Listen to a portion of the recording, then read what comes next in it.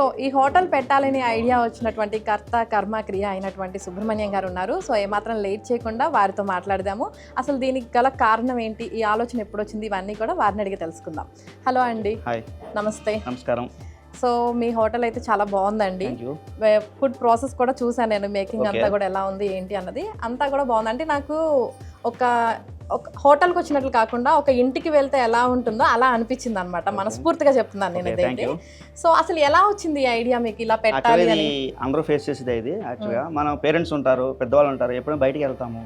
So ఎక్కడైనా 20 days tour వెళ్ళినప్పుడు ఈ ప్రాబ్లం ఫేస్ చేస్తారు. ఇప్పుడు మనందరం ఏ హోటల్ దగ్గర ఆగి ఏదో ఒకటి బ్రేక్ఫాస్ట్ అంటే ఏదో తినేస్తాం, లంచ్ అంటే ఏదో ఒకటి తినేస్తాము, కానీ వాళ్ళు ఆగిపోతారు. టిఫిన్ అంటే ఇడ్లీ తింటారు, భోజనం అయిన ఒక రసము పెరుగుతోటి కనెక్ట్ చేస్తారు. వాళ్ళు అలాగే 10 days అయినా 20 days అయినా అలా ఉండిపోతారు. సో ఆ టైంలో మేము జర్నీ చేసినప్పుడు వచ్చిన ఆలోచన ఇది. సో వీళ్ళు ఇలా ఉండిపోతున్నారు కదా, వీళ్ళకి ఏంటి, వీళ్ళు ఎక్కడ ఏం తినరు, ఇంట్లో ఉంటేనే తింటారు, బయటకు వస్తే ప్రాబ్లం కదా, అప్పుడు వచ్చిన ఆలోచన ఇది. సో ఆ పని స్టార్ట్ చేశాను, ఇలా పెట్టాలి అన్నది. ఇక్కడ ఏంటంటే ఆనియన్ గార్లిక్ వాడము, మసాలాలు ఉండవు, సాత్వికమైన ఫుడ్ ఇది. సో జనరల్గా పిల్లల నుంచి పెద్దవాళ్ళ దాకా అందరూ ఎంజాయ్ చేసే ఫుడ్. సో యూత్ నచ్చకపోవచ్చు, కానీ 50+ వాళ్ళందరికీ కంఫర్ట్ ఫుడ్. జెన్జెట్ అన్నది ఇప్పుడు బాగా నడుస్తుంది. అంటే యూత్ అన్నది వాళ్ళు అసలు చాలా ఫాస్ట్ గా ఉంటున్నారు. నా కాన్సెప్ట్ అయితే పెద్దవాళ్ళకి అనుకున్నాను, కానీ ఎక్కువ వచ్చేదంతా యూతే. సో మాకు కూడా ఆప్షన్ లేక బయటకు వెళ్తాం, కానీ ఇలాంటిదంటే ఎప్పుడైనా వారం ఒకసారి ఎంజాయ్ చేయొచ్చు కదా, వాళ్ళు వస్తుంటారు ఎక్కువ, అక్కడ వాళ్ళే వస్తారు. అంటే ఇక్కడికి చాలా మంది సెలబ్రిటీస్ కూడా వస్తారని విన్నాను. సో వాళ్ళ నుంచి ఫీడ్బ్యాక్ ఎలా ఉంటుంది? వాళ్ళు రెగ్యులర్గా వస్తున్నారంటే వాళ్ళకి నచ్చినట్టే. ఒక రోజు వచ్చి 2వ రోజు ఆగిపోయారంటే వాళ్ళకి నచ్చలేదు, కంటిన్యూటీ అవుతున్నారంటే వాళ్ళకి నచ్చినట్టే. సో రెగ్యులర్గా వస్తూ ఉంటారు వాళ్ళు. అంటే అసలు ఎలా అండి, టైమింగ్ 12 to 4 అని చెప్పారు జనరల్గా. అంటే సిట్టింగే ఉంటుందా లేదంటే బఫే సిస్టమ్ కూడా ఉంటుందా? సిస్టమ్ అయితే ఇలాగా టేబుల్స్ ఉంటాయి, బఫే తీసుకుని కూర్చుని తినచ్చు. ఒకవేళ క్రౌడ్ ఎక్కువ ఉండి సండే సాటర్డే ఇలా పైన ఓపెన్ ఉంటుంది. సో అది ఓపెన్ బఫెట్, అది చైర్స్ మాత్రం ఉంటాయి.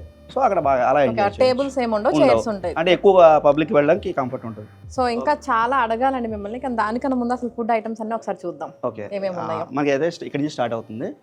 ఇది అరిటాప్ తోటి ప్లేట్ విత్ వాటర్ బాటిల్ తో స్టార్ట్ అవుతుంది. సో ఐటమ్స్ ఇక్కడ నుంచి బొబ్బట్టు అందరికి తెలిసే ఉంటది. నెక్స్ట్ వచ్చి చక్కెర పొంగలి, టెంపుల్స్ వాటిల్లో ఉంటాయి కదా యాక్చువల్ గా, ఈ చక్కెర పొంగలి. నెక్స్ట్ ఇది పెరుగువడ, ఇది పులిహోర, ఇది కామన్ గా అందరికి తెలిసిన ఐటమే. ఇది కూడా స్పెషల్ గా ఉంటుంది, టెంపుల్ స్టైల్లో ఉంటుంది. ఇది కొబ్బరి అన్నము, ఇది కందా పచ్చడి కూర. ఈ ఫంక్షన్స్ లో వాటిలో ఎక్కువగా యూజ్ చేస్తారు. ఇది కొబ్బరికాయ మామిడికాయ పచ్చడి, ఇంట్లో రోటి పచ్చడి చేస్తాం కదా, సో అది. ఇది ఆలూ ఫ్రై, పిల్లలకి ఇష్టం, పెద్దవాళ్ళకి ఇష్టం, అందరికీ యూనివర్సల్ ఇది ఆలూ ఫ్రై. ఇది అప్పడాలు, వైట్ రైస్, టమాటా పప్పు. ఇది పులుసు, దప్పలం, పెళ్లిళ్ళలో వాటిలో దప్పలం అంటారు కదా, గుమ్మడికాయ పులుసు. ఇది మిరియాల రసము.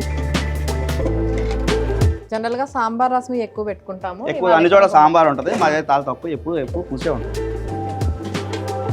ఇదేమో ముల్లంగి పులుసు, ఇది పప్పు పులుసు అంటారు కదా అది. So curd, chutneys, rice, salt అది.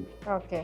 అంటే ఇప్పుడు జనరల్ గా హోటల్ కావచ్చు, రెస్టారెంట్ కావచ్చు, ఏదైనా సరే మనం వండిన ఫుడ్ అంతా అయిపోతుందా అంటే ఒక్కొక్కసారి చెప్పలేము, ఒక్కోసారి అయిపోతుంది, ఒక్కోసారి అవ్వదు కదా. మిగిలినప్పుడు ఏం చేస్తారు మరి? యాక్చువల్గా మన టైమింగ్స్ 12 to 4 క్లోజ్ అయిపోతుంది.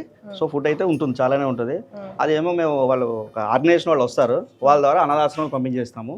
లేదంటే ఇక్కడ ఆకారాష్ట్ర హాస్పిటల్స్ ఏవో కొన్ని ఉన్నాయి, వాళ్ళు తీసుకెళ్తారు, వాళ్ళకి పెట్టుకుంటారు అనమాట. సో 4 క్లోజ్ అయిపోయిన తర్వాత ఏముంటే అన్ని ఇచ్చేస్తాను, పచ్చడి, స్వీట్లు గట్రా అన్ని ఇచ్చేస్తాను, ప్రతిదీ ఇచ్చేస్తాను. ఒకవేళ రైస్ లేకపోతే రైస్ వండి మరీ ఇస్తాను.